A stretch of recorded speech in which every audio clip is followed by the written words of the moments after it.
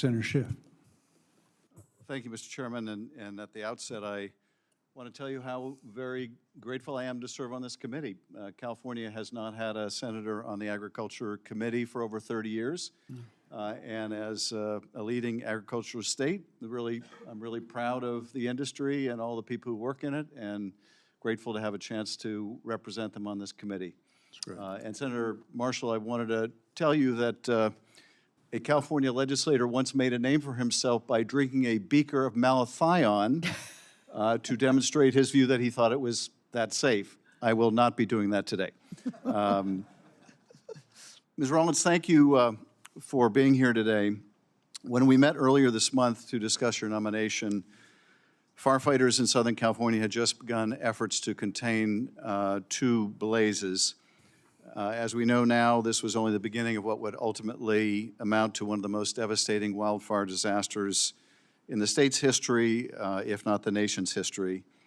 Over the last 2.5 weeks in LA, it's been difficult for me to put into words how truly catastrophic these fires have been. Just the scope of them is beyond anything I would have ever imagined. Whole neighborhoods and communities just wiped out. The Forest Service has been playing an amazing role in the emergency response efforts, working hand in hand with state and local partners to secure resources and personnel. To aid California's wildfire response this month, the Forest Service deployed 2,300 federal firefighters, 12 large air tankers, 20 helicopters, 6 scoopers, and 8 modular airborne firefighting aircraft. Without these federal resources, the devastation in LA would have been far worse, and we're not done with it yet. We had the outbreak of another fire just yesterday. If confirmed as secretary, are you committed to deploying the same emergency resources to fight wildfires in blue states that would be deployed to fight wildfires in red states? Can we count on you not to discriminate among states in the vigor of the federal response? Senator, thank you. And obviously, but it bears saying, since you asked, 100% yes. And to watch the devastation in your beautiful state has been heartbreaking for all of us, no matter if we're from red states or blue states. I think that hopefully, if there's any good that comes from this, if I'm confirmed, we can figure out how to be even a better, more impactful resource the next time this happens, and hopefully be able to work more closely, more quickly with those on the ground across blue states and red states. Oh, thank you. I very much appreciate that. Wildland firefighters have been putting their lives on the line to protect my communities back home.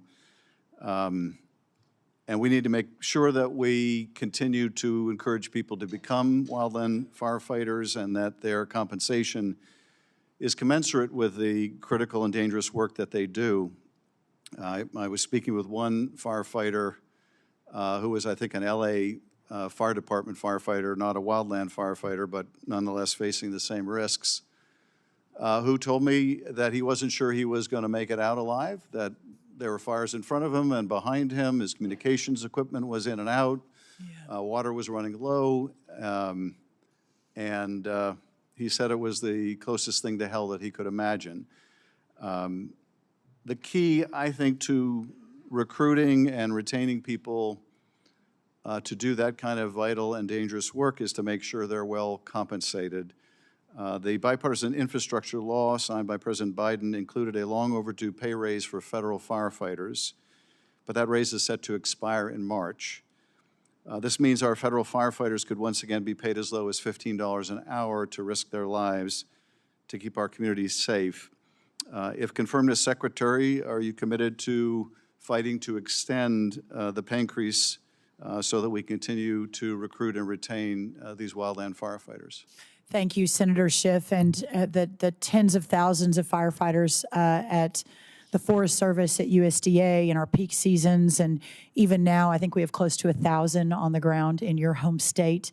I am 100% behind ensuring that we have the best firefighters, the best workforce that we can possibly have to fight these fires. I need to learn more about exactly what it is you're speaking about before a full commitment.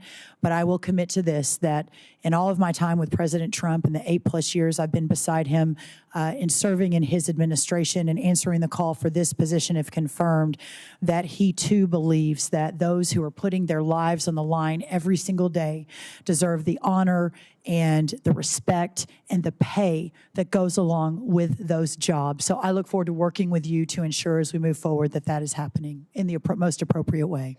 I appreciate that. Let me turn to a different topic.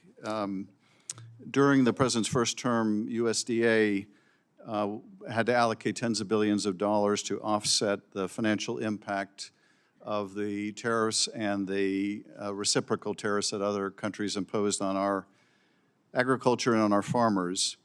But that financial assistance offered to farmers impacted by the trade war was not equally distributed.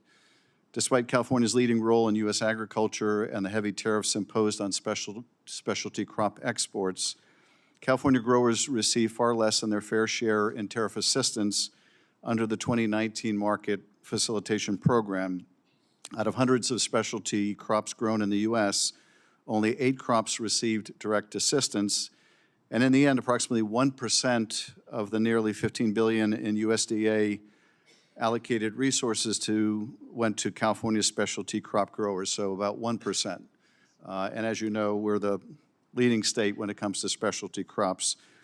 If confirmed, are you committed to distributing all economic assistance, including trade relief, to states without regard for their political leanings?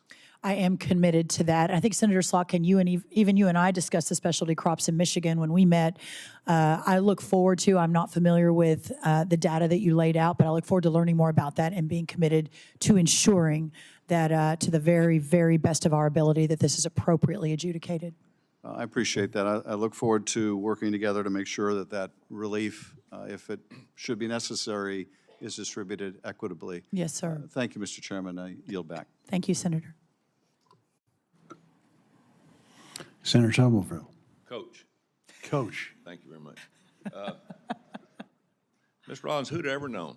30 years ago, I'm a young coach at Texas A&M, and you're student body president. That's First true. time we met. Yep. And we sat next to each other in lots of meetings. That's exactly right. And look where we're at now. I know. It's an amazing world. Congratulations. Thank you, sir. Congratulations. Thank you. You're going to be awesome.